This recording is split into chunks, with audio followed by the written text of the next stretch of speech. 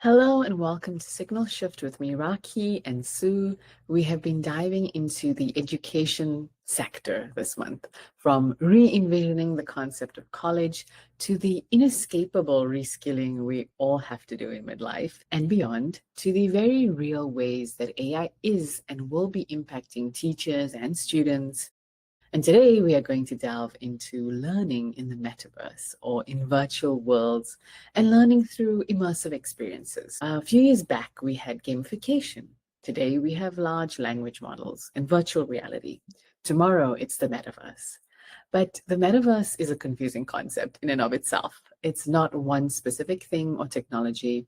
It's the coming together of several types of technology that will allow us to interact in a digital space in a manner that resembles and attempts to mirror how we interact in physical spaces. It's the next stage of the internet called Web 3.0. And currently we have social spaces online. These will become virtual spaces and we will have associated lifestyles and cultures linked to them. We see it already with things like Roblox, but in time, these spaces will be everywhere and they won't just be small niches. They won't be siloed, but very much interconnected. You think of an obvious example, right? Right now we can do 3D tours of spaces like a house if you're viewing a house, and you gain a great sort of sense of spatial understanding of the space, right? Just through this limited technology. So imagine these tours being virtual experiences where you meet the realtor and bump into other buyers. And hey, there's some virtual crumble cookies that you get to have at the open house. And they'll probably include a physical discount code. So when you get off there, you can go to the real crumble cookies. So I think we'll start to see more things like that in different spaces. More recently in my feed, I have to say, I came across the opportunity to purchase a virtual USC sort of Trojans attire, right? Like the sweatshirts and the hoodies. And I did think about it and I contemplated, and I was like, oh, maybe I should get this for my avatar and kind of show my affiliation. And it felt a lot more logical than buying another piece of clothing that's going to sit in my cupboard. And I think I would have, and I imagine I will in the future, but it just shows where we are heading with some of these things. So I think there's some interesting ways this is going to become a part of our lifestyles and how we will use it. So let's explore learning in the metaverse today. Sue, did you find anything interesting in this space? Yeah, Rocky, lots of interesting things happening in learning in immersive spaces. And like you said, learning in VR and augmented reality, for instance, it's been around for a while. I mean, I could even find articles very easily going back a decade about the promise of what this looks like in the classroom, for instance. But for so long, a lot of the potential has been mentioned, like teacher surveys are generally very positive about the potential impact of it. It helps them teach, it increases engagement, confidence, and even in some cases, academic performance.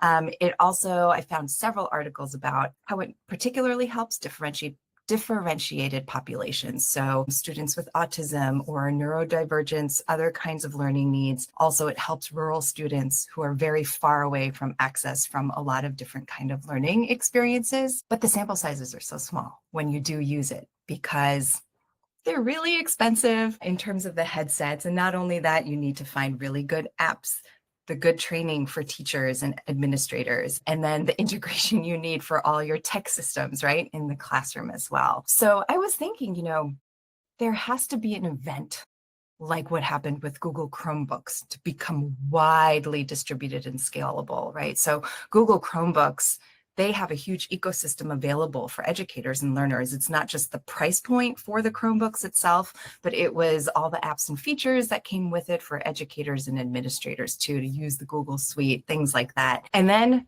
add on the pandemic and remote learning. I mean, that just really catapulted the scalability. So I saw an article by EdWeek, which is kind of an industry trade publication, but it was saying that, even prior to the pandemic, one-to-one digital use was starting to increase pretty significantly, especially the use of Google Chromebooks. But by March 2021, based on their survey, 90% of district leaders said that they were providing a one-to-one device for every middle and high school student, and 84% for elementary students.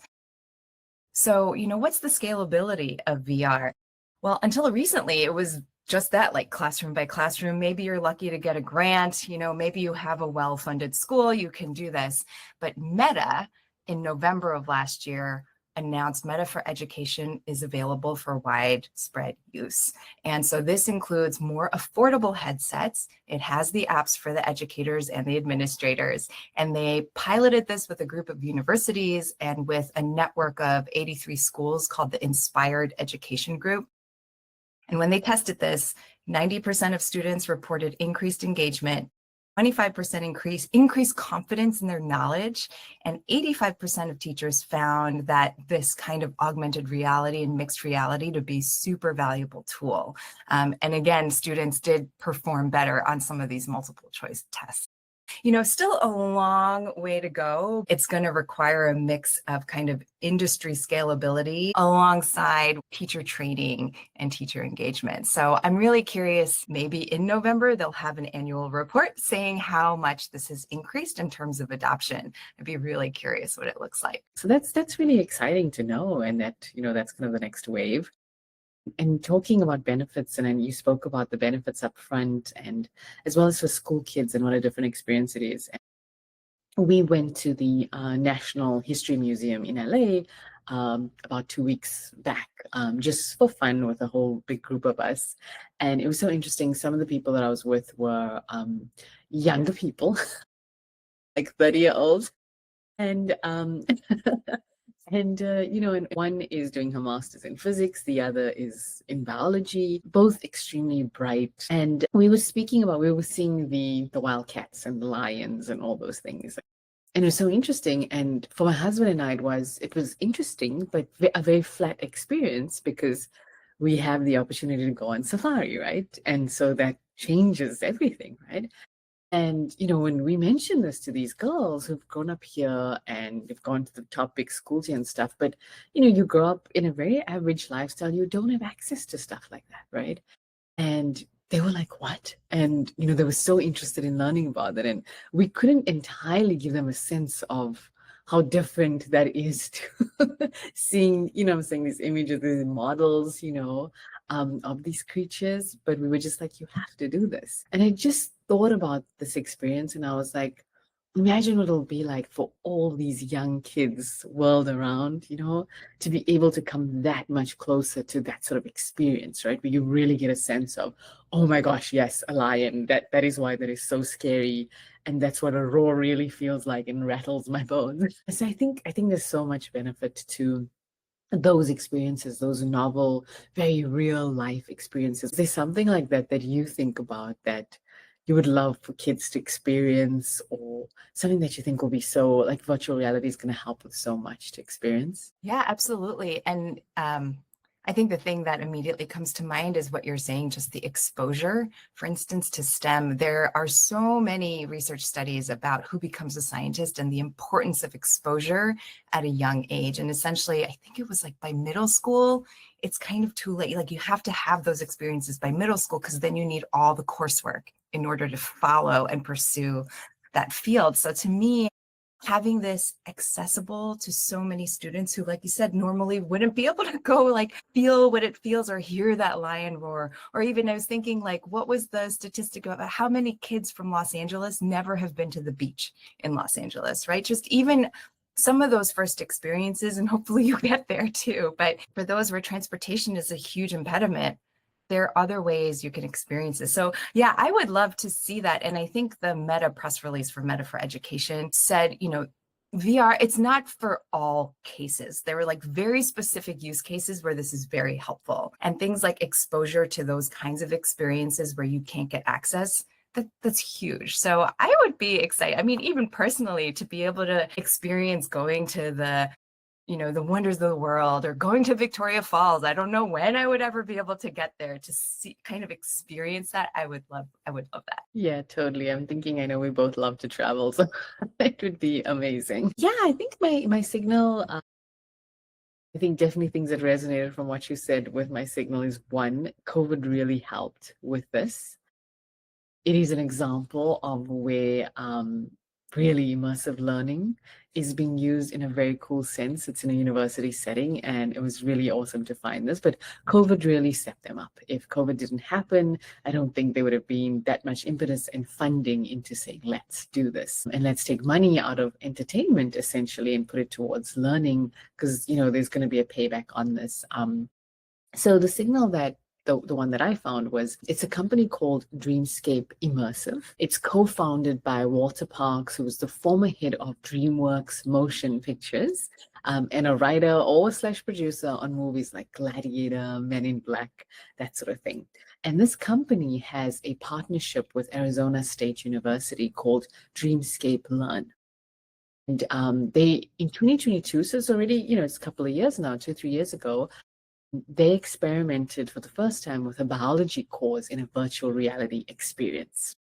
This now, I mean, it did so well, is now part of the biology offering since, okay, and they are going to be expanding to other STEM areas.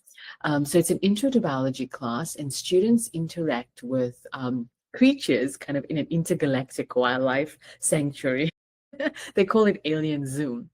And they have to find out what's happening with these creatures, why are they dying? So they have to go through a process of dissection and understanding the anatomy of these creatures. It looks really cool from the images I've seen, I gotta say. It makes biology just different, right? So a total of 486 students were in the sort of intro to biology, and they split them. Half of them, like 243, were placed in the Dreamscape Learn course, and it had 3 parts, right? So you still had your lectures, you had your 3-hour lab, but you also had this virtual reality experience.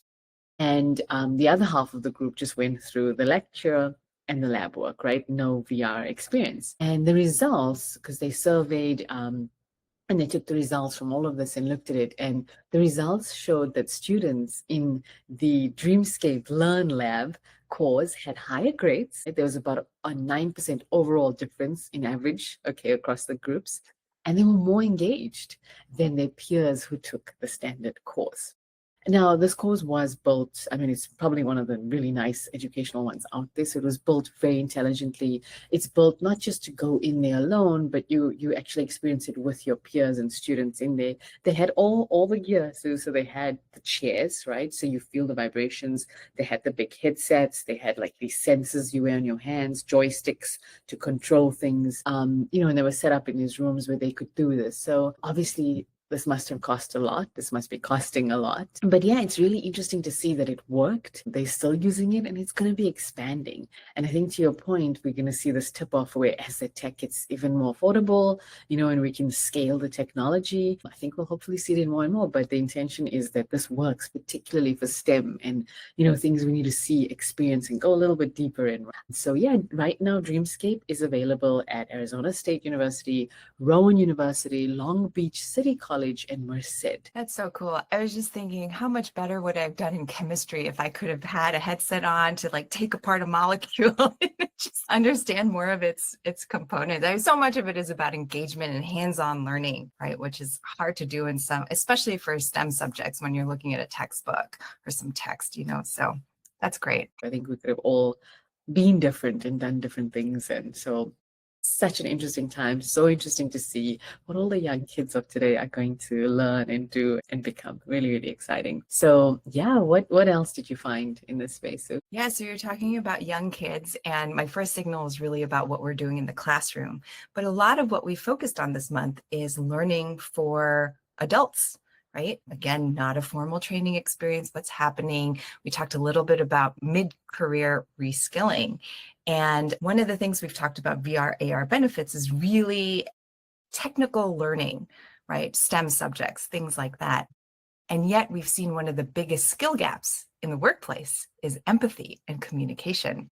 So I actually found that not only can VR and AR, like immersive experiences, help in the technical realm, it can actually also help build empathy and communication, especially the way it's being built right now. And I saw that they're doing this in the workplace. So Stanford released a study over the summer that shows that VR training can actually help build empathy in the workplace. And the way they did that is they did it in the context of a performance review, which is already, like full of emotions and awkward conversations. And they did it specifically to give feedback to an employee that has some critical feedback. And so the person is in the role of a manager and has to give this feedback to a simulated employee. And they have video recording of kind of visual and audio feedback, what they're doing.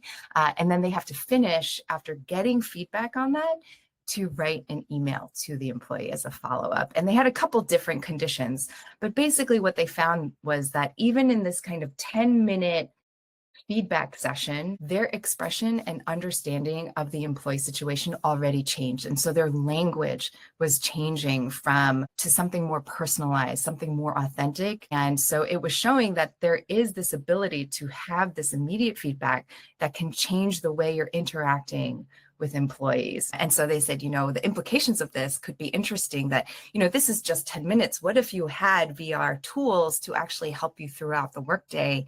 How could that change you, especially as a manager? And so again, for mid-career folks who are kind of mid-level management and beyond, right, this is a tool that could become very, very helpful in the future. I'm not sure what the avatar effect is. I'm sure there are a lot of studies on it, but I've seen, if you're in the metaverse with your avatar, it can actually increase empathy and understanding. It helps build your confidence in some ways that it can't when you're just kind of out in the world. So I thought that was a really interesting area for further study. What a great use case. And clearly from everything we've been discussing, a necessary use, I think, of virtual reality for adults. And it's so interesting. From what I've been reading in some of the research, exactly to what you said, Sue, is that it allows more vulnerability when you're in these online spaces and virtual spaces, right? You can be more confident. So even with students, they feel that, they speak up more. They're okay to give an answer than they would be in an actual class with 20 other students where you're worried that people are going to turn around and laugh at you, right? So you're okay to give answers and that sort of thing. So I think that's so interesting. What a great way, for us to learn to build empathy. And what are your takeaways from everything we've discussed today in the world of learning in the metaverse?